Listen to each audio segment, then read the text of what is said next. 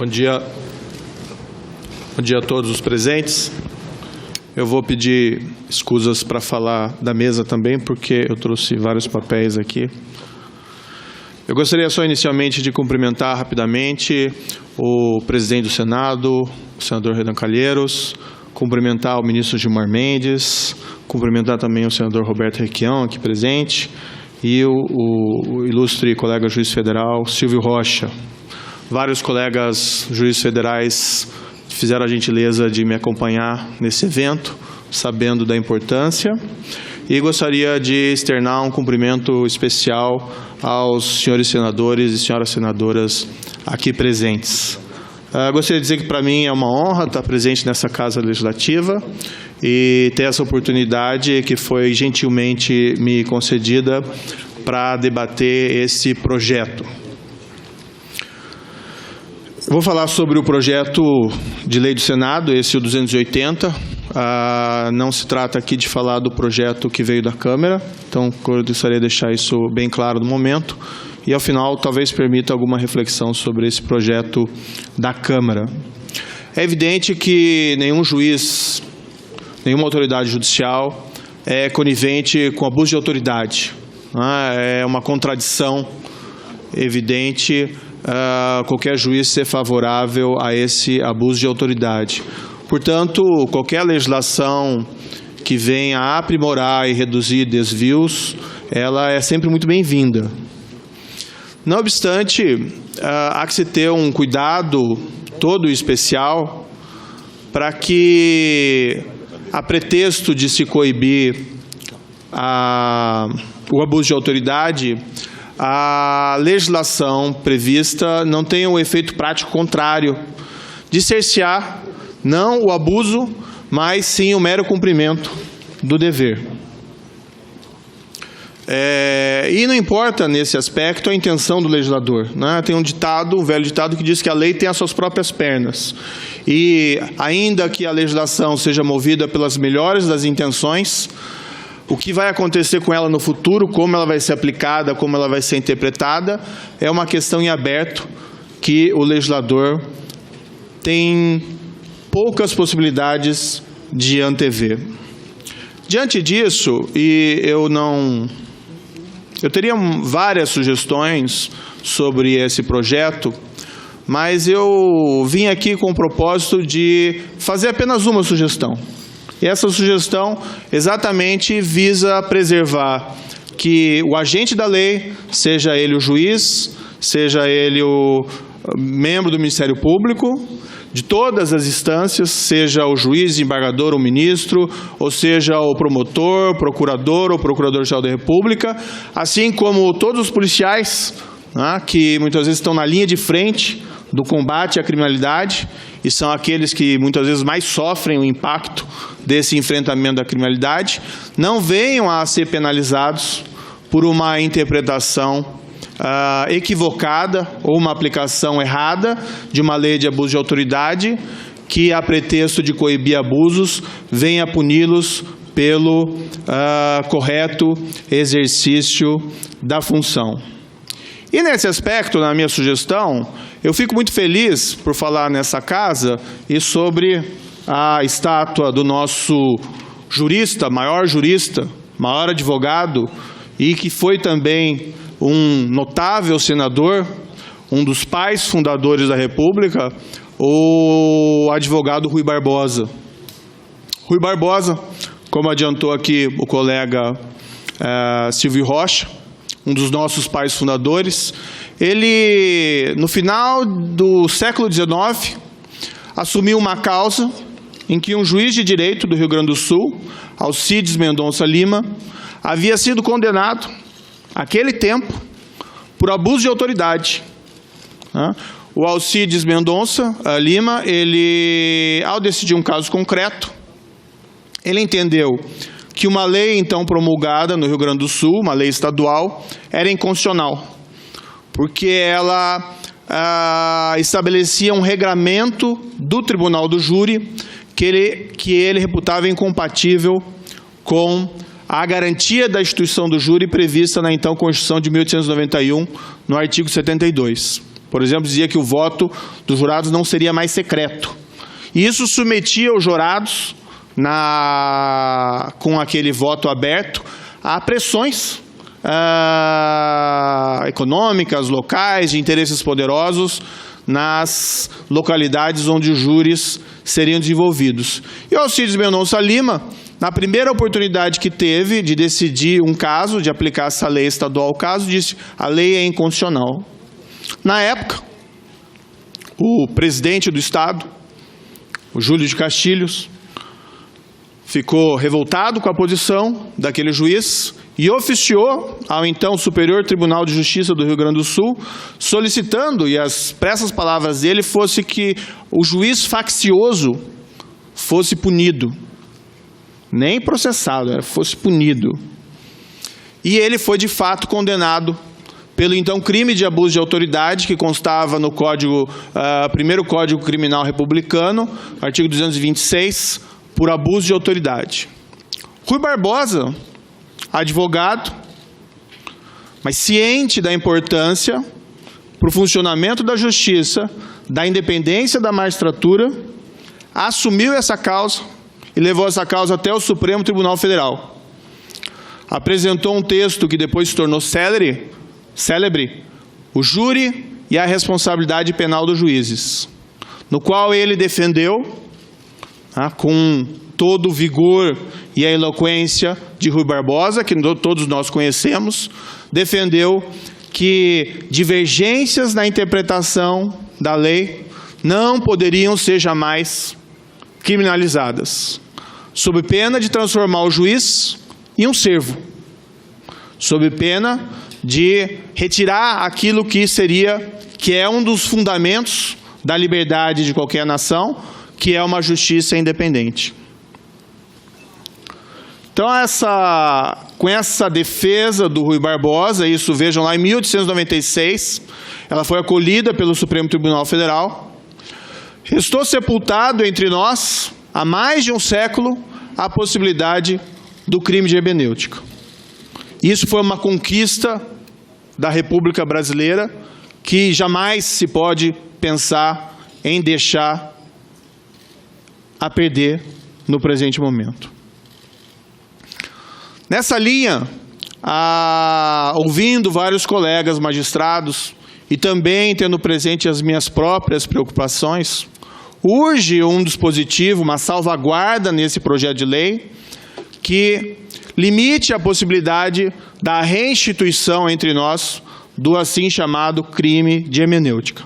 Eu preparei aqui um ofício, e nesse momento eu tomo a liberdade de entregar em caráter oficial ao Senado Federal, um ofício com a minha singela sugestão. Eu peço escusas que não trouxe cópias para todos os presentes da mesa, mas gostaria de passar aqui para o ministro Gilmar Mendes e também para o senador Requião, em que eu veiculo essa sugestão, que seria a simples adição de uma norma de salvaguarda nesse projeto, com o seguinte texto bastante singelo: não configura crime previsto nessa lei a divergência na interpretação da lei penal, ou processual penal, ou na avaliação de fatos e provas. Com essa salvaguarda, eu diria que grande parte dos receios de uma aplicação equivocada desse projeto de lei provavelmente possam ser evitados. Mas eu reputo, e por isso eu quis trazer uma única sugestão, reputo essa adição fundamental, inclusive para afastar eventuais receios de que isso de alguma forma venha a ser utilizado para criminalizar a jurisdição ou a atuação independente do Ministério Público ou o dever da polícia de apuração das infrações penais, independentemente dos interesses que sejam afetados. Claro que, para alguns dispositivos da lei, isso não é uma preocupação. Então, por exemplo, no texto da lei tem lá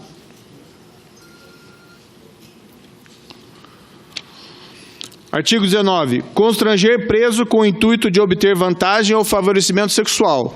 Não há nenhuma dúvida quanto a esse tipo penal, que se alguém cometer qualquer conduta dessa espécie, comete abuso de autoridade. Mas existem outros tipos que não são assim tão óbvios e que podem sugerir essas dificuldades. Para colocar um exemplo que não diz respeito ainda à magistratura, mas um exemplo muito simples e que afeta, inclusive, aqueles que estão lá na linha de frente do combate à criminalidade. O artigo 15. Submeter o preso ao uso de algemas ou a de qualquer outro objeto que lhe restrinja ou impeça a locomoção, quando não houver resistência à prisão, ameaça de fuga ou risco à integridade física do próprio preso ou de terceiro. Ninguém discorda dessa norma. Ninguém discorda que as algemas devem ser utilizadas apenas em casos necessários. Mas a grande indagação é: a quem cabe fazer essa avaliação? Ao juiz, sentado na sua poltrona confortável no seu gabinete? Ou ao senador, que elabora um projeto de lei contendo uma norma dessa espécie? Ou ao policial, que vai realizar aquela prisão e aquela locomoção, e tem muitas vezes, sem qualquer espécie de informação mais concreta a respeito do comportamento do preso, decidir naquele momento se utiliza ou não utiliza algemas em relação àquele preso. E o que a lei faz é estabelecer que, se ele comete um erro de avaliação, se ele eventualmente utiliza a algema, em um caso que se mostra desnecessário, fica sujeito a uma ação penal por crime de abuso de autoridade. Então é importante, se for manter uma norma dessa, que diz aí claramente que a algema só deve ser utilizada em casos necessários, mas que haja uma salvaguarda ao policial para que ele não seja penalizado se eventualmente ele cometeu um erro de interpretação ou de avaliação dos fatos quanto à necessidade ou não da utilização dessas algemas. No contrário, o policial eventualmente vai utilizar o caminho mais fácil para não ser responsabilizado, ou seja, não utilizar as algemas, e eventualmente o que pode acontecer se era um caso em que ela era realmente necessária. Da mesma forma, um dispositivo do artigo 30. Dar início ou proceder à persecução penal, civil ou administrativa sem justa causa fundamentada. Qualquer ação penal, seja ação penal privada ou seja uma denúncia, tem que ter justa causa, que é mais ou menos entendido como um substrato probatório, que não precisa ser cabal naquele momento, mas precisa ter um substrato probatório para formular uma acusação contra qualquer pessoa. Não há nenhuma disputa quanto a isso. Mas o que a lei estabelece? Quando, por exemplo, o Ministério Público oferece uma denúncia, isso vai ao juiz, que avalia se tem ou não a justa causa, e não havendo a justa causa, o juiz tem a possibilidade de rejeitar. Esse é o sistema de salvaguarda que foi estabelecido pela nossa legislação. O que significa esse dispositivo? Se o juiz rejeitar a denúncia ou a queixa, isso significa que o promotor ou procurador cometeu abuso de autoridade? Ou será que não houve apenas uma divergência de avaliação de fatos e provas? E nós vamos criminalizar, então, os erros de avaliação de fatos e provas cometidos pelos promotores ou procuradores? Isso não vai ter um impacto na liberdade e na autonomia do Ministério Público em oferecer essas denúncias e ações penais, quando entender ele que existe esse substrato probatório? Sem que haja qualquer intencionalidade negativa, malévola, má intenção na atuação desse membro do Ministério Público? Então é importante ter uma norma de salvaguarda que estabeleça, olha, erros, divergências na avaliação de fatos e provas não representam abuso de autoridade. E aqui indo para a parte do judiciário, da prisão. Ordenar ou executar captura, detenção ou prisão fora das hipóteses legais ou sem o cumprimento e observância de suas formalidades. Redação do artigo 9. Pois bem, os fundamentos da decretação das prisões cautelares são objeto de inúmeras controvérsias no âmbito dos tribunais. Não raramente, nas próprias sessões do Supremo Tribunal Federal, ministros divergem na concessão ou denegação de habeas corpus, havendo não raramente julgamentos que não são por unanimidade, minorias e maiorias. O que significa esse dispositivo? Se o juiz de primeira instância, se o juiz de segunda instância, se o juiz dos tribunais superiores decretar uma prisão cautelar e essa prisão cautelar vir a ser reformada, ainda que seja na última instância, ainda que seja por voto de maioria e minoria, vai ficar ele sujeito à persecução penal por abuso de autoridade? Ou seja, nós estamos ignorando a herança de um dos nossos pais fundadores, o Rui Barbosa? Vamos tolher a independência da magistratura? Então é importante que haja uma salvaguarda que deixe claro que divergências na interpretação da lei, divergências na avaliação de fatos e provas, não representam abuso de autoridade. Foi mencionado aqui pelo colega que me antecedeu o caso da condução coercitiva. Alguns juízes utilizam o instrumento, outros entendem que ele não é cabível. Há uma divergência de interpretação. Ilustrativamente, não muito tempo atrás, esse ano, em abril de 2016, o Tribunal Regional Federal da 4ª Região, num processo, um número um tanto quanto longo, mas um processo 501, 5109, 58, entendeu que a condução coercitiva era uma medida que encontrava abrigo legal, inclusive antes de, mesmo sem houver uma intimação prévia. Cometeram esses magistrados, 6 magistrados de seção do Tribunal de Apelação Federal de Porto Alegre, um tribunal renomado, conhecido, cometeram eles abuso de autoridade, ou se trata aqui de uma mera divergência de interpretação a respeito do significado da nossa lei? Então, e essa é a sugestão que eu apresento, eu reputo fundamental que, caso seja a decisão, e é a decisão soberana dessa Casa Legislativa, do Parlamento, caso haja essa realmente intenção de atualizar a lei de abuso de autoridade, que essa lei seja muito bem refletida. Há inúmeras sugestões, eu vi sugestões do Ministério Público, eu vi sugestões da Associação de Juízes, tive conhecimento, inclusive, de um substitutivo apresentado. Eu acho que isso tudo tem que ser objeto de uma ampla deliberação, para que não sejam tomadas aí decisões precipitadas a respeito de um tema tão delicado, que trata indiretamente da independência da magistratura, a autonomia do Ministério Público e do dever do agente policial de cumprimento da lei. Mas, em qualquer aspecto, é essencial que uma norma de salvaguarda, como essa aqui sugeri, invocando aqui, com toda a humildade, o espírito, o trabalho e o exemplo do maior jurista brasileiro, pai fundador da República, também senador Rui Barbosa, nos ensinou isso ainda no século XIX. Ou seja, não configura crime previsto nessa lei a divergência na interpretação da lei penal ou processual penal ou na avaliação de fatos e provas.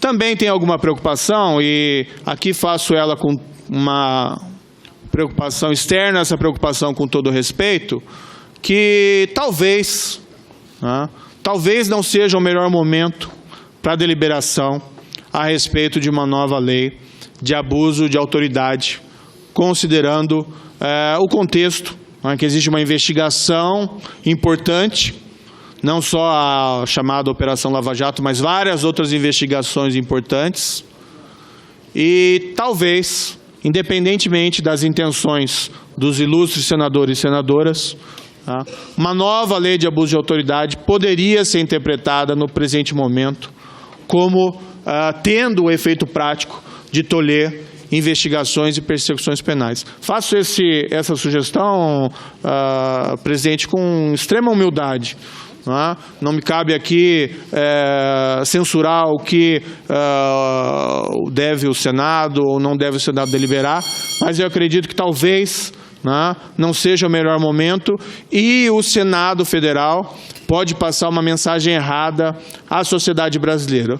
O que se assiste é a sociedade brasileira ansiosa diante de casos graves de corrupção que vêm sendo revelados, não só nessa Operação Lava Jato, mas pelo trabalho de investigação de policiais, de membros do Ministério Público e com a atuação de magistrados espalhados em todo o país. O que a sociedade anseia no presente momento é um enfrentamento mais efetivo, claro que com o resguardo dos direitos fundamentais e do devido processo legal, mas desse tipo de criminalidade. E a aprovação de um projeto nesse presente momento poderia dar uma mensagem errada à sociedade. Essas são as considerações a fazer a respeito do projeto de lei do Senado. E aqui me permito, porque chegou ao Senado esse recente projeto da Câmara, que tem algumas disposições similares, uma breve reflexão, e caminho realmente ao final. Não quero também censurar a Câmara de maneira nenhuma, mas esse tipo de provisão, como foi colocado no chamado projeto das 10 medidas, que acabaram se tornando medidas em número muito menor, mas enfim, essa provisão no projeto da Câmara de crime de responsabilidade para juízes e promotores teria que ser objeto de um debate, uma reflexão maior por parte do Parlamento, seja da Câmara ou seja do Senado. Essas emendas, e aqui não quero ser ofensivo, mas de certa maneira retrata um pouco o que aconteceu, emendas da meia-noite que não permitem uma avaliação por parte da sociedade, que não permitem um debate mais aprofundado por parte do Parlamento, não são apropriadas tratando de temas assim tão sensíveis. E aqui fica até em comparação o elogio ao Senado. Esse projeto está sendo debatido com abertura, com transparência, e eu acho que isso tem que ser a postura dessa Casa, principalmente envolvendo esses temas tão sensíveis. Então, a minha sugestão é que esse projeto que foi aprovado na Câmara, responsabilidade dos juízes e promotores, eu tenho severas críticas, eu acho que tem coisas ali que não tem nem cabimento falar em crime de responsabilidade, como juiz que acumula mais um cargo de magistério. Isso é algo que é proibido pela lei e merece sim censura. Mas crime, crime. É crime o juiz acumular outro cargo de professor, ou o juiz externar opinião. Estamos então criminalizando a opinião. Eu concordo que o juiz não deve opinar sobre casos pendentes, ainda que perante outros foros, mas criar um crime, me parece que é um tanto quanto exagero. Além disso, também naquele projeto, alguns tipos abertos, juiz ou promotor que viola o decoro, que é algo que não sabemos exatamente o que significa, erigido à conduta criminosa. Ou seja, tem que se tomar todo um cuidado para evitar a criminalização do exercício da jurisdição, o exercício da autonomia do Ministério Público e também da vinculação do agente policial à lei. Não digo isso por conta da Operação Lava Jato, não digo isso por conta de qualquer outra operação, mas digo isso porque esses são fundamentos nos quais se esteiam a nossa liberdade, independência da justiça, autonomia do Ministério Público e vinculação da polícia à lei, assim como nossa liberdade se esteia na soberania da Constituição e também na liberdade e na soberania constitucional, limitada pela Constituição apenas, dessas casas legislativas. Agradeço mais uma vez a atenção de todos os presentes, em especial dos senhores e senhoras senadores e senadoras. Muito obrigado.